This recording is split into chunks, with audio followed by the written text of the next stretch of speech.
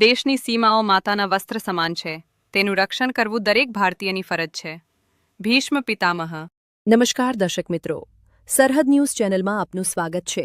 હું અનિતા ગોસ્વામી.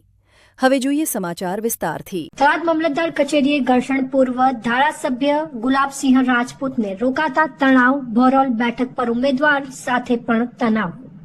વાવથરા જિલ્લામાં સ્થાનિક સ્વરાજ્યની ચૂંટણીને લઈને રાજકીય ગરમાવો દિવસે ને દિવસે વધતો જાય છે.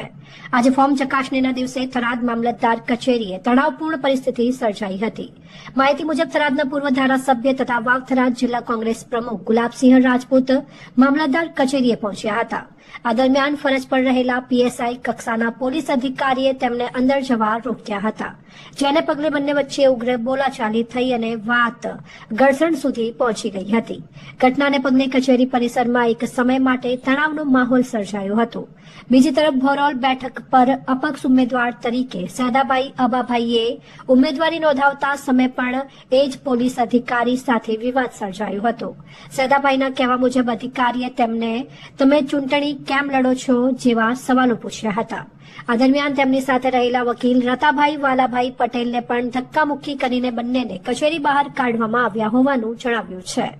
આ મુદ્દે વકીલ આરવી પટેલ કડક પ્રતિક્રિયા આપતા જણાવ્યું હતું કે મારી 27 વર્ષની વકીલાતમાં આવો વર્તન કરતો અધિકારી મેં ક્યારેય જોયો નથી. ઉમેદવારને ચૂંટણી લડવા અંગે પ્રશ્ન પૂછવો ગેરલાયક છે. તેમણે આ મામલે ટૂંક સમયમાં હાઈકોર્ટમાં રીટ અરજી દાખલ કરવાની પણ ચેતવણી આપી હતી. સદાભાઈ અબાભાઈએ સ્પષ્ટ શબ્દોમાં જણાવ્યું હતું કે હું ચૂંટણી જરૂર લડીશ, ભલે કંઈ પણ થાય.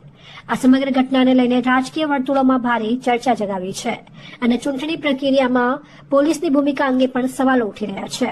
જિલ્લા પંચાયત, તાલુકા પંચાયત, નગરપાલિકાની ચૂંટણી ચાલે છે. તેની અંદર કોંગ્રેસ પાર્ટી દ્વારા ભાજપના ઉમેદવારો દ્વારા કોંગ્રેસના ઉમેદવારનું ફોર્મ પહેલા ભરાયું, પછી ભાજપના ઉમેદવારનું ફોર્મ ભરાયું છે. એના જે રજૂઆત હતી અને બીજા જે નાના મોટા ફોર્મના સ્કૂટીના પ્રશ્ન હતા એના આપણે રજૂઆત કરવા હતા. પણ આજનું વાતાવરણ અહીંયા દેખ્યું કે આખા બનાસકાંઠામાં ક્યાંય નહીં, વાવથરામાં ક્યાંય નહીં, પણ થરાદની અંદર કોઈ ઉમેદવારને સાંભળવા માંગતા નથી, ઉમેદવારના પ્રતિનિધિઓને સાંભળવા માંગતા નથી કે વકીલને આવવા દેવામાં આવતા.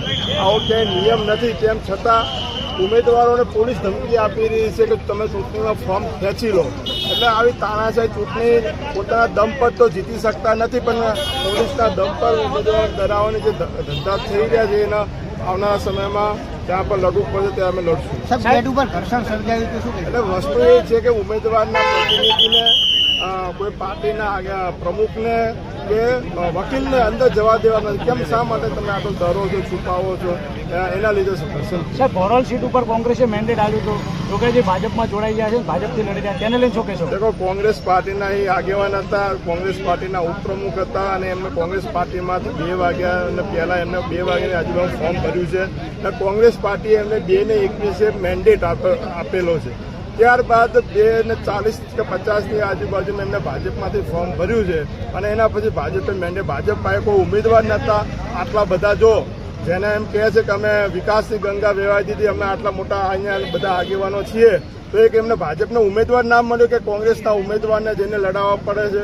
આજે અહીંયા હોય, કાંકરેજમાં હોય, કોંગ્રેસના મજબૂત, ભાજપ પાસે કોઈ નેતાગીરી નથી. ભાજપ પાસે જનાદર ખોઈ નાખ્યો છે અને જે રીતે અને સમગ્ર વાવથરા કે બનાસકાંઠાના લોકોનો મૂડ છે, જે રીતે ભાજપ હારી રહ્યું છે એના ડરથી કોંગ્રેસના ઉમેદવારોને તોડીને પોતાને લડાવવા માંગી રહ્યું છે. 8 તારીખ 13/4/2026 રોજ અમે સદાભાઈના વકીલ તરીકે ઉમેદવાર તરીકે ભોરોલ ચાલ જિલ્લા પંચાયતમાં ઉપસ્થિત થવા માંગતા હતા. એક તો આરઓ સાહેબે અમને જવા ના આપ્યા, અમને અડધો કલાક બહુ હેરાન કર્યા. પછી અમારા પાસે અરજીઓ વધારે લખાવી અને અરજીઓ લખાવીને અમે ગયા. જોકે અમારા વાંધા લીધા છે, વાંધો નહીં, પણ અમે હાલ એસડીએમ કચેરીથી હું બોલી રહ્યો છું થરાદમાં.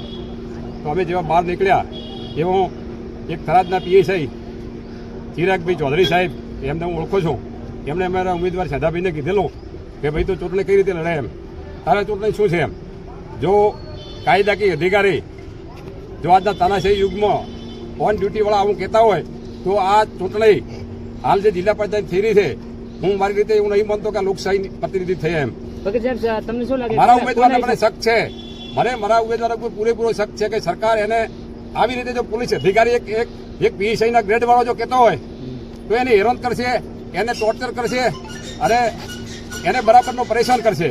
તો ખરેખર આ માટે સરકારે ઉપરનો ઓથોરિટી કરવો જોઈએ અને મને પણ જો મારા એડવોકેટ રૂબરૂ કીધું તો મારે પણ બાર કાઉન્સિલ આ બાબતે રજૂઆત કરવી જોઈએ. ખરેખર તો મારે પોતાને જો ઉમેદવાર સંમત હોય તો હાઈકોર્ટમાં રીટ કરવી પડશે, કારણ કે આ વસ્તુઓ જો એડવોકેટની હાજરીમાં જો ઉમેદવારને કહેવામાં આવે તો ખરેખર આ કાયદાનું હનન છે.